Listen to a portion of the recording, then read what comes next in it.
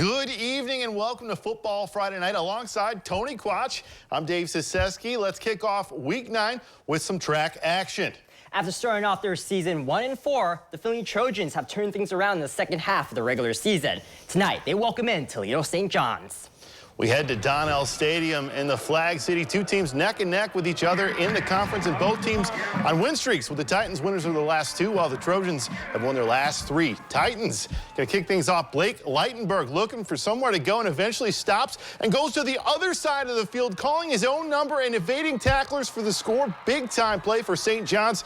Finley looking to get some gain there again, though, from Ryan Montgomery. He's going to go deep, trying to get back in this game over the middle, but last-second pick by Nico Cruz steps in front of the interception there. He gets that, gets some yards back as well, and sets up the offense. And then Lichtenberg would throw an absolute dime to Matty Swift, who was covered like a blanket, but it didn't matter. He hauled it in late second half here. Same connection and, well, same results. Another score for the Titans. They win this one 18-10. Lima making the trip up I-75 to the Glass Bowl to take on St. Francis. Spartans defense coming up big here with a play. Knight quarterback Cam Swigger trying to get something out of nothing here with his legs, but Cameron Smith rips the ball free. Zion Jackson falls on it for Lima. The Spartans defense comes up with another big play here on the next drive. Pass is batted into the air. Xavion Gardner with a diving interception for Lima, but St. Francis just too much. Lima loses this one 27-14. To Memorial Field, the Columbus Grove Bulldogs are trying to keep pace for first place in the Northwest Conference. Tonight, they clash with the Spencerville Bearcats, who are trying to snap a 5-game losing streak. Opening quarter, Landon Best takes the snap, hands it out to A.J. Schaefer, and Schaefer goes in for the 6th. Grove jumps out to a 7-0 lead. Dogs will regain possession, now on the 1-yard line. Here's Trent Barraza finding his way home. Grove doubles their lead. It's now 14-0. Let's run it back. Best gives it to Barraza, and his 5-yard rush makes it 21-0 in favor of CG. Spencerville trying to answer back. Josh Henline looks for a target. He fires downfield and connects with Dylan Short. Short will go as far as the 23-yard line. Bearcats will get a field goal out of this drive to make it 21-3. Spencerville with the ball once more. They're trying to get something going, but that won't do. Landon Schrader takes down the QB for the loss. Grove wins 55-6. Now we turn it over to Justin with an NWC powerhouse. Thanks, Tony. Tonight, the Allen East Mustangs have a chance to clinch at least a share of the NWC crown and their first league title since 2019. Standing in their way, however, are the Vikings from Leipzig. So I hopped on the 309 and made my way to Goodwin Field to join the hundreds of fans in attendance to watch their Mustangs in action. And after 2 long touchdown runs in the first half by Hirschberger, made it a 14-8 game. But Leipzig trying to come back as Tyler Lammers rolls to the right and he dives for the end zone on the last play of the half. But Allen East makes the play and the stop to keep it a 6-point lead. After a 3-and-out on their first drive, though, the Vikings punt, and they get a break as the fumble on the field gives the Vikings great field possession here. Kaler Ellerbach gets the recovery for Leipzig, but they do nothing with it. The Mustangs drive down the field then and only get 3 out of it. Allen East up 9 now. Leipzig trying to make it a game, however, as Tommy Offenbacher launches this ball down the field, and Trent Siefker comes down with it. However, the Vikings wouldn't do anything with it as the Mustangs get the win and a share of the crown, winning 17-8. Here's the rest of the NWC scores for you. Ada takes down Crestview 34-26, and the Jefferson Wildcats defeated Bluffton 28-7. Now we go to Waynesfield Goshen, where the undefeated Tigers were in NWCC action, hosting the 6th place Golden Gophers from Ridgedale, as they have a challenge against the Tigers to get their 2nd win in the conference this season. But with the win, the undefeated WG Tigers clinch at least a share of the NWCC crown. First quarter, Drew Bredegam rolls to the left, and he heaves that ball 30 yards to Landon DeWitt, who gets the step-back juke and score. Tigers up 7-0 early. Next drive for Ridgedale, Braden Towson rolls to the right, and he finds a wide-open Tiger. That's Avery Durham getting the pick 6, and he takes it the other way, all the way to the house. That makes it a 13-0 game. Tigers, they came to play tonight. Now, on the next Tigers drive, in the red zone, Bredegam finds Dalton Jordan. He says, go get that ball. Jordan brings it down for 6, 20-0 Tigers, as they go on to win 54-0. More scores from the NWCC as the Polar Bears win 35-20 over the Golden Gophers. And Perry, with a big shutout, win 41-0 over Crestline. Upper Scioto with a 35-14 win over Elgin.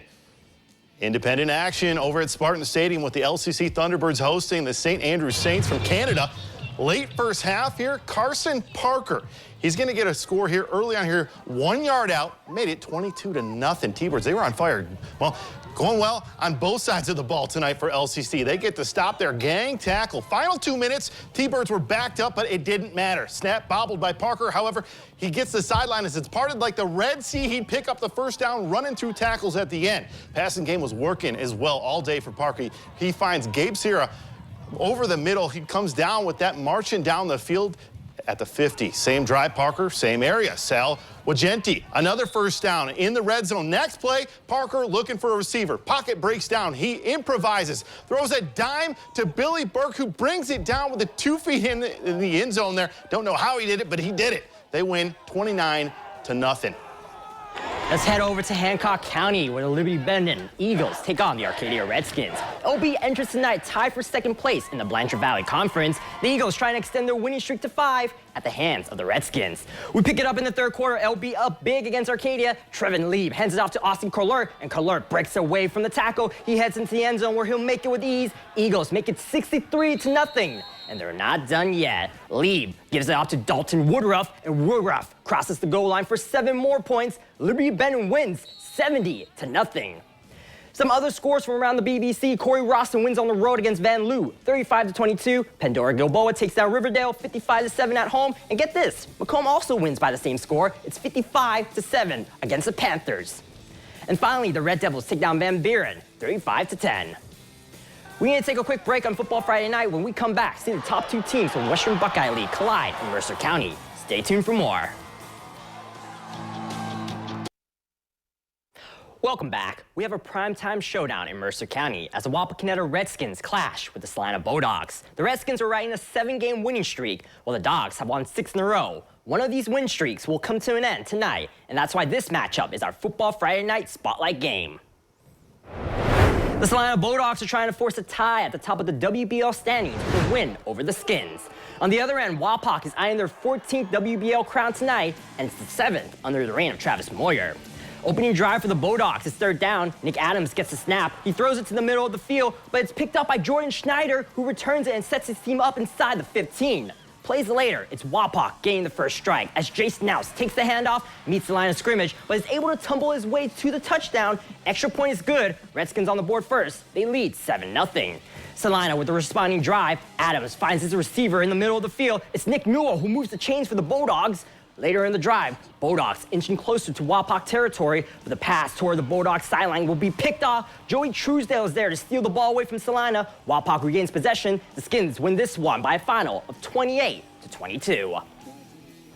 Stick with the action in the WBL. We head from Mercer County over to Allen County, where the Shawnee Indians welcome in the Kenton Wildcats. Wildcats trying to snap a 5-game losing streak, while the Tribe looks to win back-to-back games for the first time this season.